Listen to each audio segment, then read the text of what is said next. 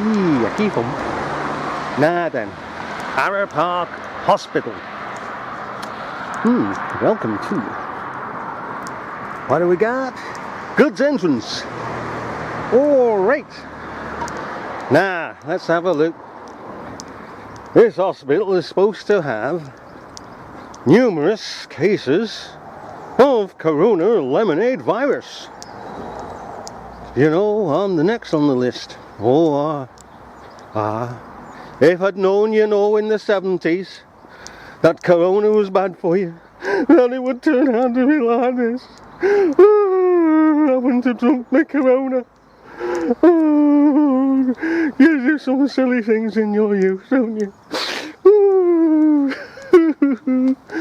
Proud to be smoke free, are you? Aye.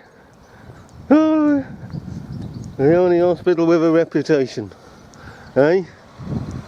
Proud to be smoke free. What about proud to be decent? Eh?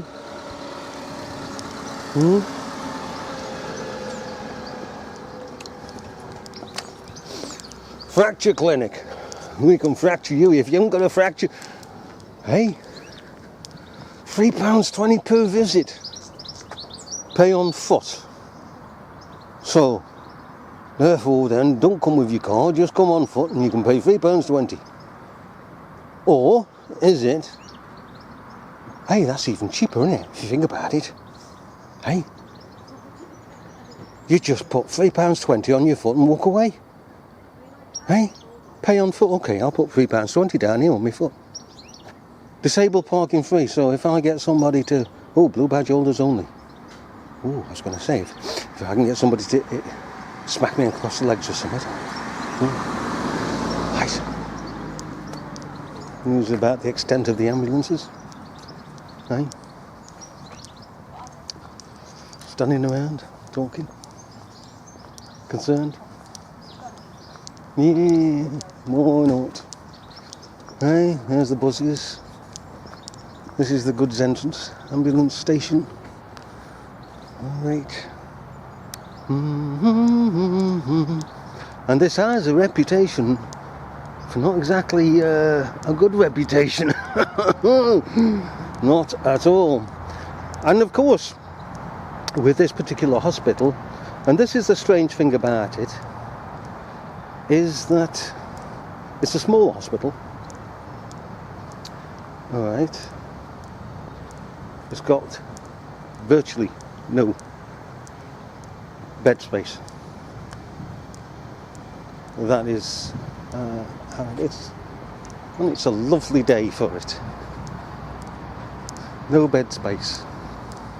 I've been in here a few times and had to spend it in the A&E overnight because there's no bed spaces, and yet all of a sudden they found bed spaces for this corona lemonade virus. And secondly, most importantly, this again is a small hospital. Okay, look at the concern here.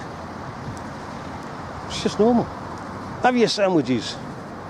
Why are you keeping 2 electric meters or 2 gas meters or... Look at them. This is supposed to be, you know, they're putting 2 fingers up at it. What's wrong, dear? I'm just filming your hypocrisy. Because you were the first people to say, stand over the line, stand behind the gas meters. We've got 2 gas meters here for you, or 2 lecky meters, or a gas meter and lecky meter, alright? But this here, alright, is a small hospital, as I say. You should go to Fazakerley. Why did they pick on this hospital? Why? I mean, here you've got the Wirral Women and Children's Hospital to this side. This is a new build. This old build is incredibly small. Alright?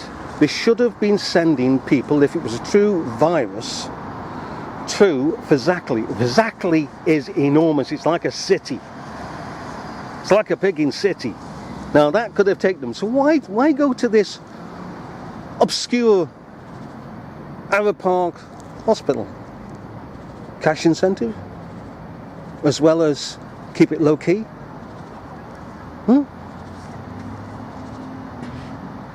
that what it is? Do you know, one of the things here, as I just remembered, I went into a shop this morning, not long ago, about an hour ago, and this pig shop, I just wanted a tin of pig in paint, alright. And as I walked through the entrance, this young girl come up to me, and there was like, well, there was three, I call them thugs, standing there in the shop. And she comes up and says, "Oh, you must keep your social distancing." I said, "Sod that. You mean follow government? Sod off." And I walked out. No, I'm not going back there. I refuse to go back there for anything. I'm going over to pigging another city to get me stuff. But there's this. Okay? That has drawn my attention. Okay?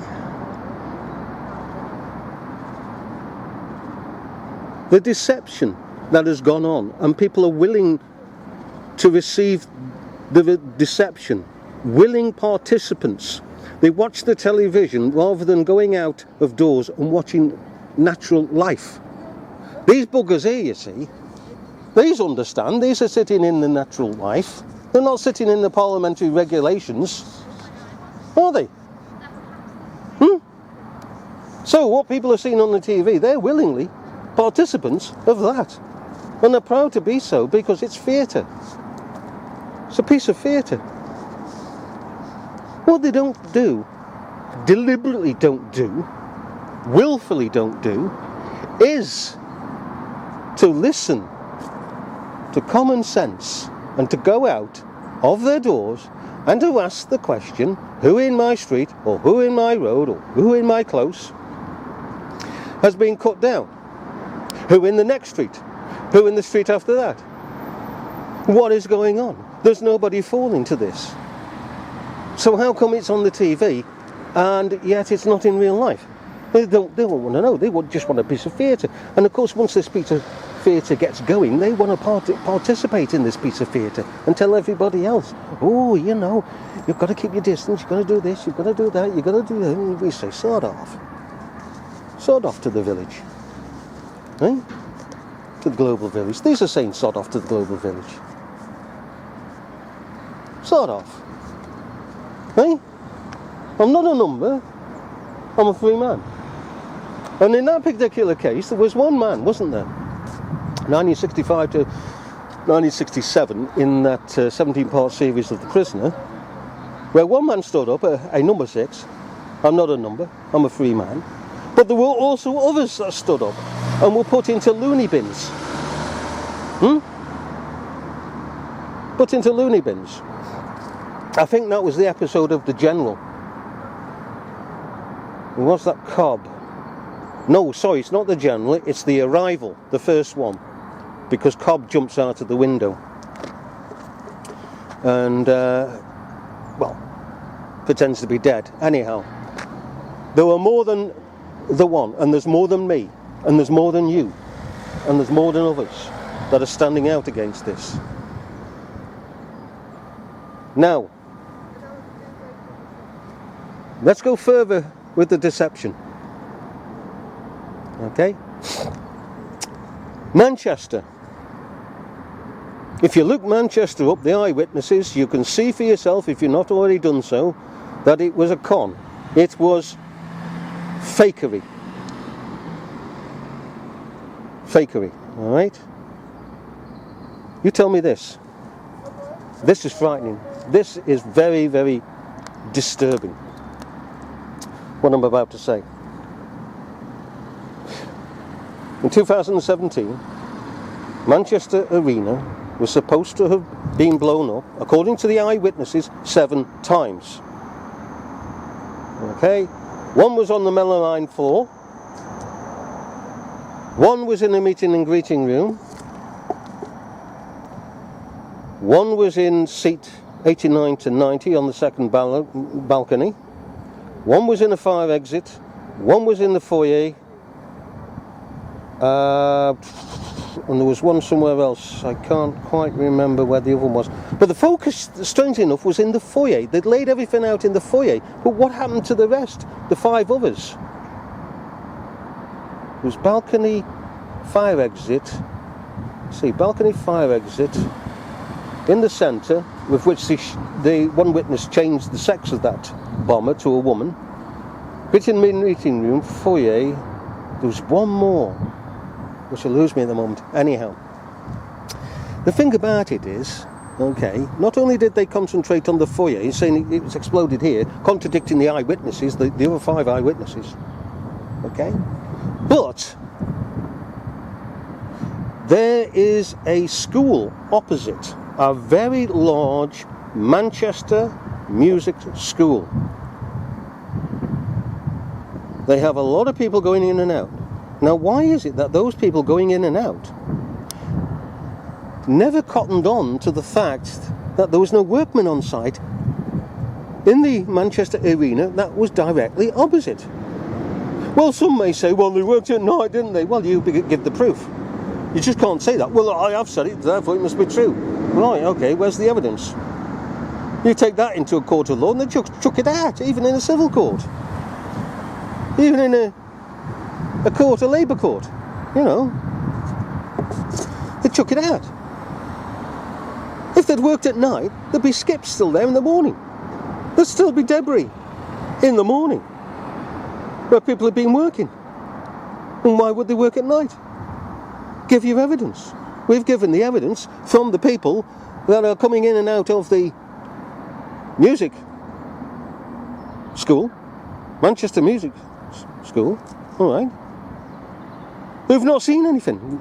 No workmen, nothing of any work going on. And yet 3 months later, on me, the place opens having been repaired. But these people have seen them, the building, every day, 5 days a week, as it were. No workmen. So don't they challenge themselves as to how can this be repaired when there's been no tradesmen on site, no skips, no white vans, no nothing. Nothing's been done. The tape's still in place. It's just been abandoned. How is it that they don't cotton on? Or do they cotton on and keep quiet? It's the same with those who bring teddy bears and cards and the stuff for a memorial to the venue. Why don't they cotton on? Strong, I believe, strong is the delusion that these people have been willfully sucked into. Now, I'm not going to say anything against those who have a very, very busy life. That's one thing. I'm talking about those who have not, who have the opportunity to stand and reflect upon things, to ask questions of things. Okay? Why don't they? Too damn lazy, that's why. Too damn lazy. It's like they won't cook anything. They'll just go to a takeaway. And that'll do them. We've become an unthinking society. Reason has gone out of the window because of it. If we got back to reason, common sense, reason, asking questions, and put the boot through the TV and boot through the radio, we'd be darn sight better off, this nation. And you know something? People will turn around and say, well, what about the rest of the nations of the world? Oh, look at them. It must be true because they're following. Really? Well, let me say this. Okay? You need to think. And you need to reflect upon history of what has gone before. And only of recent times. Okay? You're so forward in asking the wrong questions. When you come to question, you should ask the right questions. In a sense, it is the wrong question. Because nations, and you get this, follow the British government. And you say, nah, Now the media says the British government is a poodle to the likes of America. That's where you got it from, wasn't it? Media. Yeah. Huh. Hey? No. Do you know, the benefit system, okay, in America has just been altered by the British government. Did you know that? No, you didn't, did you? But it has. British government has more influence than you give it credit. The Queen has more influence than you give her credit, because what you're doing is listening to government and you listen to the media.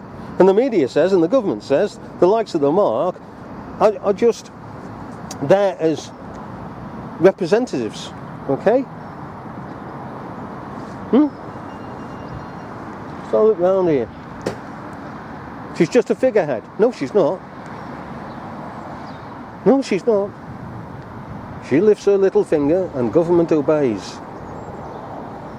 She signs a death warrant for those in Barbados to be hung, or St. Lucia, another one. They're to be hung. Simple as that. She signs those death warrants. Was it Rourke, Prime Minister Rourke? His government she shut down in Australia. Shut it down. Cancelled the government out. They had to go for re-election. She did that. She can do what she picking well pleases. Don't start listening to the media. Anyhow, we come back to this. The nations of this world follow the British government. I'll give you an example. We the British people beat the British government over poll tax. Beat that government, smashed it.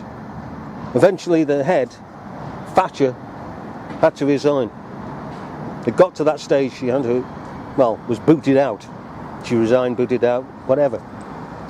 She left office. Major came in. Okay? What did the British government do in retaliation? Well, they sat around their tables, cabinet. What can we do? What can we get back at these bastards? Eh? Well, we can't deport them en masse to the colonies. We can't shoot them en masse. We can't lock them up en masse. We can do it individually, all these things. But we can't do that. So what are we going to pick and do? I know what we're going to do, says one. I'll tell you what you do. Immigration. Let's water down society. Let's get the character of the British people broken. We'll fund immigration. And let's be condensed about this. Let's get Asian families, Muslims, with one or more children, preferably more than 2 children, into our country. Give them free housing, give them free money, bank accounts, everything, to set them up in the United Kingdom. That's past then, is it? Hallelujah, we're going to get back at the bastards. Aye, the bastards of the people, the plebs. And so it goes on.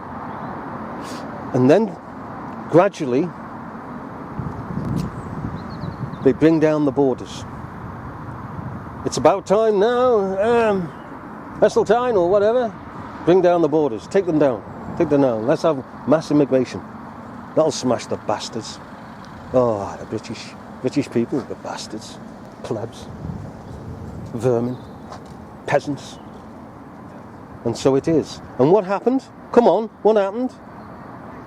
Other governments, German governments, Italian governments, etc., etc., etc., etc., etc., did exactly the same. They didn't do it before.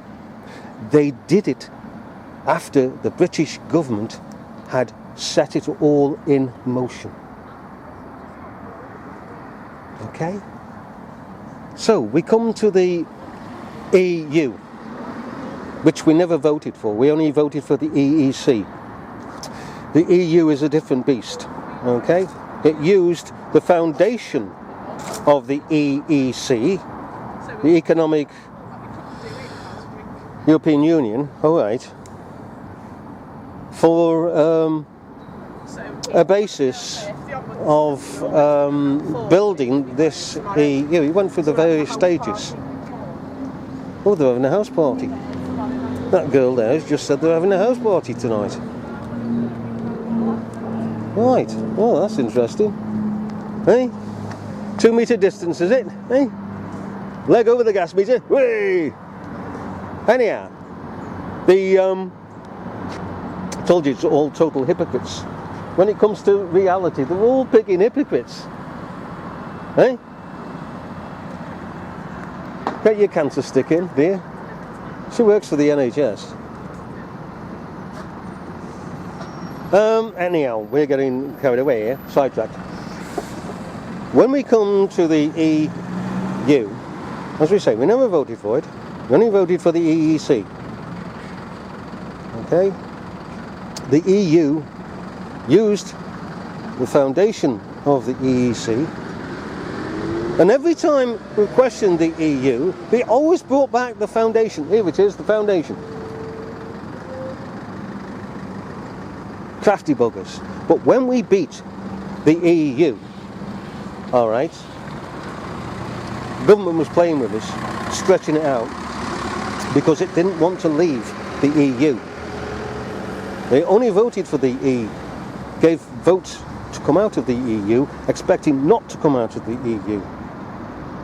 Alright, but it went all pear-shaped, didn't it? Eventually they were forced to come out, and now they're retaliating, because shortly after, within weeks after, the coronavirus turned on. And all this that we have now, and countries around the world are following. This is retaliation for what we did, ladies and gentlemen. It's retaliation.